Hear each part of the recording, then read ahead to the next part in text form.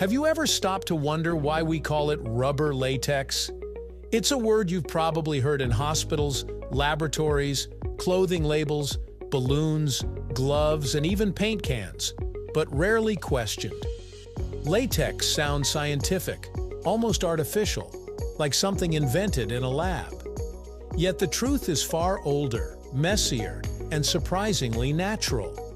Long before factories, chemistry textbooks, or modern medicine, latex was literally flowing from trees in tropical forests. So how did a sticky white sap, harvested by ancient civilizations, end up with a name that sounds like it belongs in a sterile laboratory?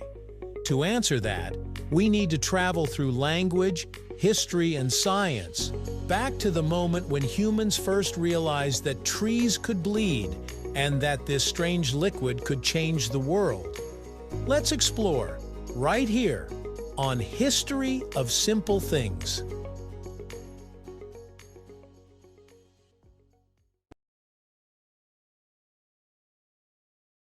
The story of latex begins not with rubber factories, but with trees. Certain plants, especially the rubber tree Hevea brasiliensis, produce a milky fluid when their bark is cut. This fluid isn't rubber yet, it's latex. In nature, latex acts as a defense mechanism. When insects or animals damage the plant, latex oozes out, quickly hardens, and traps or deters attackers. Indigenous peoples of Central and South America discovered this substance thousands of years ago.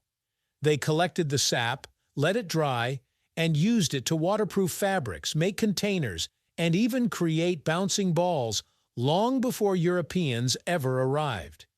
To them, latex wasn't a chemical, it was a gift from the forest.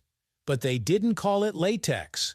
That name would come much later through an unexpected linguistic journey. The word latex actually comes from Latin, where it simply meant liquid, fluid, or juice. Ancient Romans used the term to describe things like sap from plants, bodily fluids, or even wine. It had nothing specifically to do with rubber at all. In fact, for centuries, latex was just a general word scientists used to describe any fluid substance.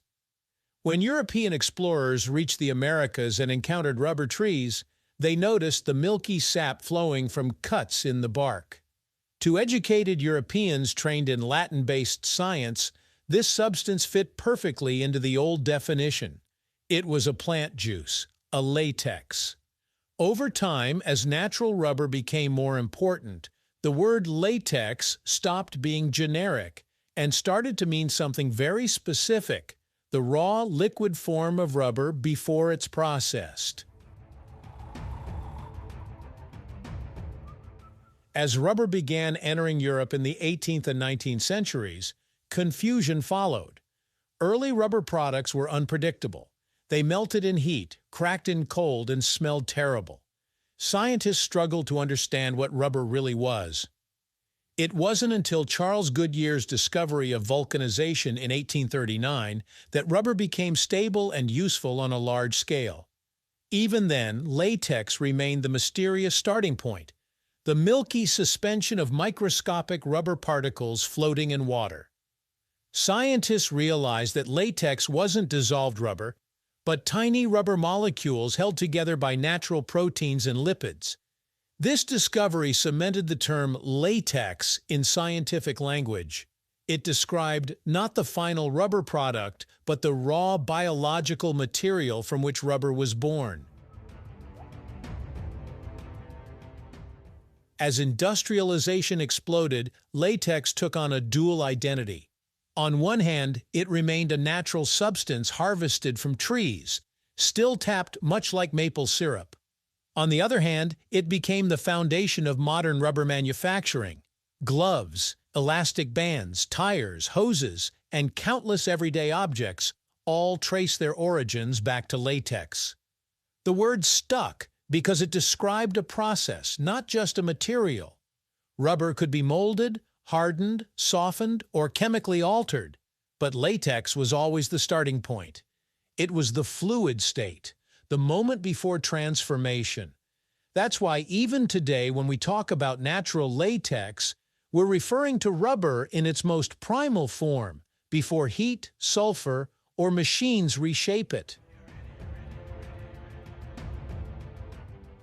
The story becomes even more interesting when synthetic rubber enters the picture. In the 20th century, chemists learned how to create rubber-like materials from petroleum.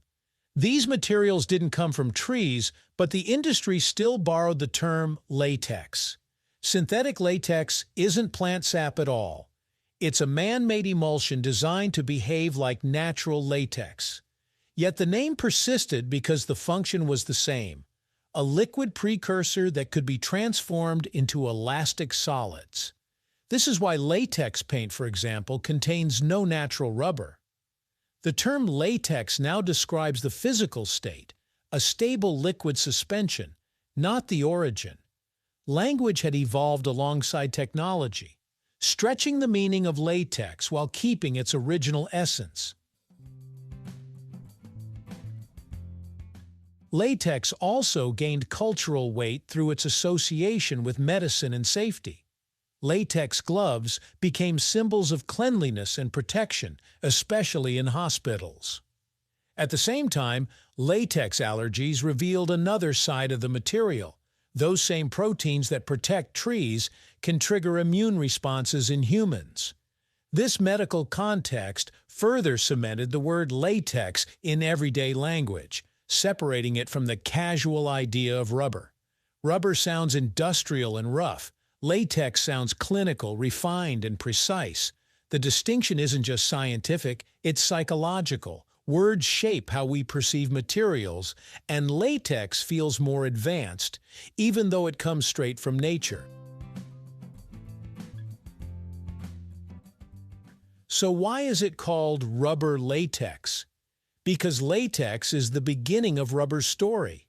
It's the raw, flowing lifeblood of rubber-producing plants, named by scientists who borrowed an ancient Latin word for liquid and gave it new meaning. Over centuries, that word evolved from describing any fluid to defining one of the most important materials in modern civilization.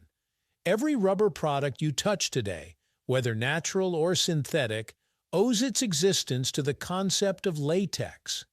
It's a reminder that behind even the most ordinary objects lies a hidden history of language, biology, and human curiosity. And the next time you hear the word latex, you'll know it's not just a name, it's a snapshot of rubber before it becomes rubber at all. Thank you for watching. If you have suggestions for our next video, feel free to share them in the comments below. We'll be sure to give you an acknowledgement for your contribution. Thank you for joining us on this journey through the history of simple things. Don't forget to like, subscribe, and stay tuned for more stories woven through the smallest details.